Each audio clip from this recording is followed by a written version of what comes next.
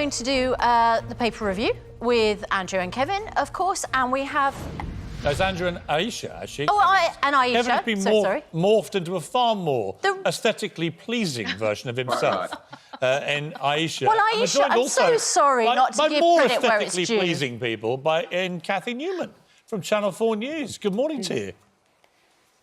Good morning. Well, it's lovely to have you all. We're going to start because, Cathy, we have, apart from the fact you've written a terrific book, which we'll come to in a moment, in which you talk about the power of two. It takes two, although on this show it's very much one, plus a half. But we'll come to that. We'll get on to that, Piers. Yeah.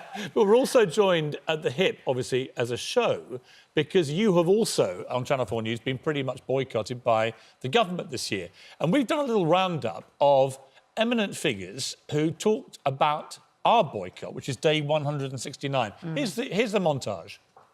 They should be on because their messaging is important. They should be using every opportunity to get their message across to the British people who've done amazing things in this crisis. If you want to be a leader, you have to take responsibility. I think that politicians in the middle of a national crisis have a duty to appear and explain what they're doing. Leaders have to be accountable, and not just accountable, we have to be explaining the decisions we're taking. We're asking people to do extraordinary things, and if we're not prepared to explain the reasons for that, then we can't expect people to comply. Yeah, I think it's a mistake. Look, you know, a Prime Minister is there to be criticised for getting things wrong. We need governors and those who are civic leaders to go before the people through the established means of communication, particularly those that reach large numbers of people. I think it's disgusting, and it's it's a failure in their duty, really. They're public servants. They should be out there speaking to the public. You have a duty to go out there and state your case. That's what democracy is about. And they won't do it, and it's wrong. The government will have to decide, but I think I'd put spokesmen on everything, frankly. I'd be pushing to put them on rather than to not. Us as politicians have a privileged platform, and we have to be held to account. The British public expect it. 169 days now since any government minister appeared on this programme in the middle of the biggest health crisis for 100 years. And Cathy, there's a serious point to this, isn't there? Because they're basically boycotting us, mostly boycotting you and also Newsnight. And, you know, it doesn't take a genius to work out why they're boycotting those three programmes, because that's where they may get the hardest time this year. What do you feel about it? Well, and as you say, mostly boycotted. We've got the odd minister on the programme, but very rarely secretaries of state, for example. And when you heard those clips that you just played, there is a cross-section of political opinion there. When you get that many people from so many different parties agreeing that this is a problem, it says something, doesn't it? I mean, in my view, it's cowardice. It's a dereliction of duty. And, you know, Boris Johnson says he believes in a free press. If he genuinely does, he needs to come on your show and he needs to come on our show. And, you know, Piers, I wonder if you're up for this. You and I and whoever else wants to join us, I reckon we should go on a delegation to Downing Street, march up Downing Street, knock on the door, and let's get an interview with the Prime Minister, invite him on our show. If he doesn't want to do it, we'll get a cabinet minister instead. Love it. Let's do it. Let's march on number 10. Because what you makes me laugh... knock on the door of the fridge. What makes me laugh the most, Cathy, is the person leading this from number 10, who's the communications supremo, is a guy called Lee Kane. Now, Lee Kane used to be a reporter on the Daily Mirror. And when he was at the Daily Mirror, his job was to dress up as a giant yellow chicken and actually ambush Conservative politicians who were too cowardly to do interviews because they were too cowardly to take part in TV debates. That guy there, don't be a chicken, Mr Cameron, join the TV debates, is the head of communications at number 10, leading the boycott of TV debates. I mean, you couldn't make it up. But, you know, Piers, the buck stops with the Prime Minister here. It's about the Prime Minister taking responsibility and saying to his advisers, whoever they may be, you know what, it's a democracy, I need to put myself forward. You know, our show gets nearly nearly 1 million viewers a night. I'm sure your viewing figures are excellent too, particularly in the pandemic. You know, we have a lot of BAME viewers, we have a lot of younger viewers. Those are exactly the kind of people that the government needs to be getting its pandemic message out to. What it does as well, Cathy, is it shows a level of reluctance to be held accountable generally, and they have been with Parliament as well. And that gets a government into the kind of mess the government's in now, where public trust and confidence in what they're doing is now so eroded that even when they have to do really important things, like try and control the second wave of this virus, a lot of people now, I know just anecdotally speaking to people of all ages, are like, you know what, they can stuff it, because they feel they've sacrificed so much for an inconsistent, mixed message-led farrago of a government strategy for the last 8 months. Well, I think Dominic Cummings' trip to test his eyesight did a lot of the damage with trust. I think, you know, a lot of it goes back to that.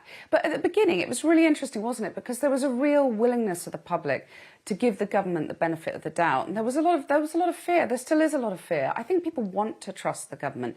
So, you know, this is an invitation to the Prime Minister and his ministers. Come on our programme, come on your programme, and you can get your message across. We'll be fair. We'll be firm, but we'll be fair, won't we, Piers? Well, you will be, yeah. I'll probably lose my temper. Yeah, Piers will probably be ferocious. Aisha, be. It's an interesting point that's being made, because it also refers now to the opposition. Earlier on, the Labour Party were very keen to support the government's measures. They didn't want to confuse or muddy that communications message or that trust. They wanted there to be one set of measures that everybody adhered to. Yesterday, we talked to the Shadow Health Secretary, Jonathan Ashworth, and made the point, you know, the purpose of an opposition is to oppose and to show how you would do things differently. And then, of course, yesterday evening, Sir Keir Starmer made it very clear how the Labour Party would do things differently. A circuit breaker, something that was in those leaked Sage minutes. Let's just have a listen to the Labour Party leader. There's no longer time to give this Prime Minister the benefit of the doubt. The government's plan simply isn't working. Another course is needed. That's why I'm calling for a 2 to 3 week circuit break in England, in line with Sage's recommendation. A temporary set of clear and effective restrictions designed to get the R rate down. Aisha's making a very clear point of departure now, isn't he? What do you think Boris's likely response will be? Well, it's very interesting seeing Keir Starmer sort of flex the muscle, because, as you say, you know, he's treaded very, very carefully and very cautiously, to the point where he's had quite a lot of flack, you know, from within the Labour Party and from the public. There was that famous moment in Gogglebox where people were like, hang on a minute, why is he agreeing with everything that the Prime Minister is doing? So I think he had a bit of cover. You know, he had the Sage advice and, of course, the public. There was a poll out yesterday saying the public think that the measures should go further.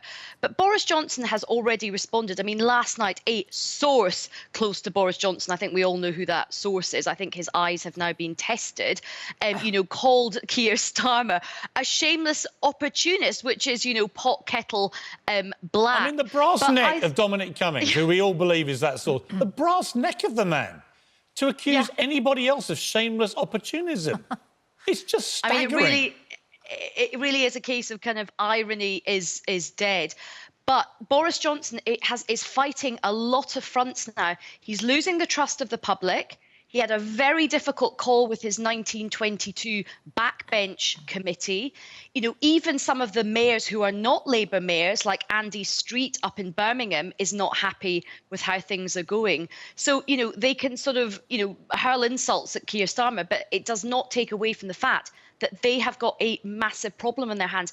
And the key thing, just quickly, is the problem Boris Johnson finds himself in is this three-tier system he's introduced. It's enough to annoy everybody, but it's not enough to actually deal with that's the the pandemic. key point. So that's the key he's point, in the worst I of think. both worlds. Right, because Professor Whitty, we know 2 days ago, basically overrode all this stuff by saying, well, I don't think even the 3-tier will work where there's a really hot infection spot. And, Andrew, this is the problem, I think, for Boris Johnson.